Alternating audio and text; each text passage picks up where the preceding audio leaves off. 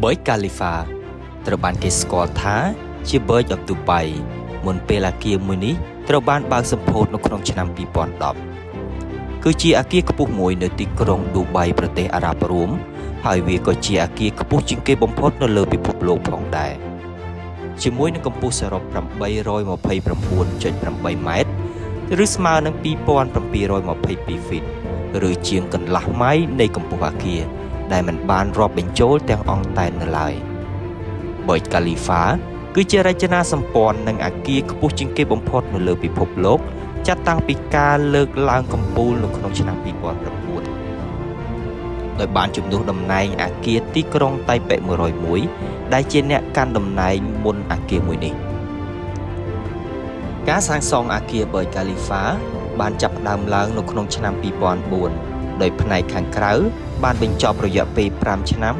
ក្រោយមកនៅក្នុងឆ្នាំ2009រចនាសម្ព័ន្ធនៃអគារមួយនេះមានប្រភពមកពីវិមាននៃសាធារណរដ្ឋនៃទីក្រុង Berlin ខាងកើតដែលជាអតីតសភាអាល្លឺម៉ង់ខាងកើតអគារមួយនេះបានបើកសម្ពោធនៅក្នុងឆ្នាំ2010ដែលជាផ្នែកមួយនៃការអភិវឌ្ឍថ្មីមួយដែលមានឈ្មោះថា Downtown Dubai វាត្រូវបានបង្កើតឡើងដើម្បីជាចំណុចកណ្ដាលនៃការអភិវឌ្ឍទ្រង់ទ្រាយធំនិងការប្រើប្រាស់ចម្រុះការសម្រេចចិត្តសាងសង់អគារមួយនេះគឺផ្អែកលើការសម្រេចចិត្តរបស់រដ្ឋាភិបាលនៅក្នុងការធ្វើកម្មវិធីសេដ្ឋកិច្ចដែលផ្អែកលើរ៉ែព្រៃ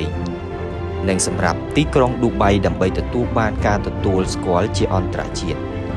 អគារ Burj Khalifa បានបំបែកឯកតកម្មពិភពលោកជាអគារដែលមានកម្ពស់ខ្ពស់ជាងគេនៅក្នុងចំណោមអគារខ្ពស់ៗជាច្រើនផ្សេងទៀត Burj Khalifa ត្រូវបានរចនាឡើងដោយក្រុមលោក Adrian Smith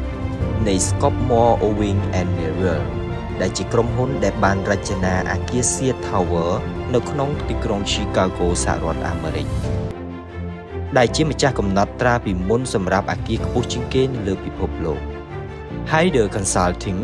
ត្រូវបានជ្រើសរើសជាវិស្វករត្រួតពិនិត្យជាមួយនឹង NOOO Group Consultant International Limited ដែលត្រូវបានជ្រើសរើសដើម្បីគ្រប់គ្រងស្ថាបត្យកម្មនៃគម្រោងមួយនេះ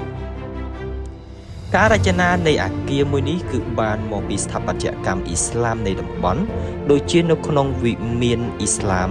សាមារាជាដើមស្នូលកណ្ដាលនិងស្លាបដែកនិងគ្រឹះត្រូវបានប្រើដើម្បីទ្រទ្រង់កម្ពស់អគារទោះបីជាការរចនាមួយនេះបានមកពីអគារ Tower Palace ទី3ក៏ដោយក៏អគារស្នូលកណ្ដាលរបស់ Burj Khalifa ដែលបានបញ្ឈរឡើងទាំងអស់លើកលែងតែជណ្ដើរឡើងនៅក្នុងស្លាបនីមួយៗរចនាសម្ព័ន្ធនេះមានបំពាក់នៅប្រព័ន្ធ cladding ដែលត្រូវបានរចនាឡើងដើម្បីទប់ទល់នឹងសីតុណ្ហភាពរដូវក្តៅរបស់ទីក្រុងឌូបៃវាមានជណ្ដើរប្រអប់ចំនួន57ជណ្ដើរ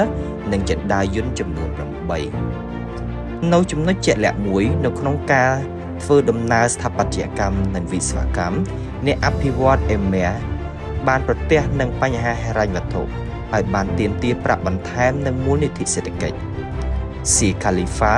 ដែលពេលនោះជាអ្នកគ្រប់គ្រងនៃប្រទេសអារ៉ាប់រួមបានផ្ដល់ជំនួយរូបិយហិរញ្ញវត្ថុនិងការផ្ដល់នូវមូលនិធិដូច្នេះអគារមួយនេះបានប្ដូរពី Burj Dubai ទៅជា Burj Khalifa គោលគំនិតនៃប្រាក់ចំណេញដែលបានមកពីការសាងសង់ការអភិវឌ្ឍនិងផ្សារទំនើបមានដងសន្តិខ្ពស់នៅជុំវិញកន្លែងសម្គាល់បានបង្ហាញពីភាពជោគជ័យផ្សារទំនើបសន្តាគារលំដាប់ផ្កាយនិងខុនដូដែលស្ថិតនៅជុំវិញខ្លួននៅទីក្រុងឌូបៃបានបង្កើតប្រាក់ចំណូលច្រើនបំផុតពីគម្រោងទាំងមូលខណៈដែលអគារ Burj Khalifa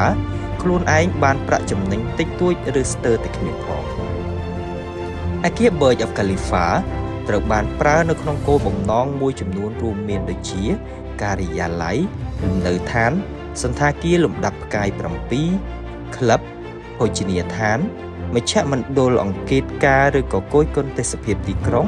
និងការទំនាក់ទំនងផ្សេងៗជាច្រើនទៀតជួបខ្ញុំនៅវីដេអូបន្ទាប់អរគុណសម្រាប់ការទស្សនា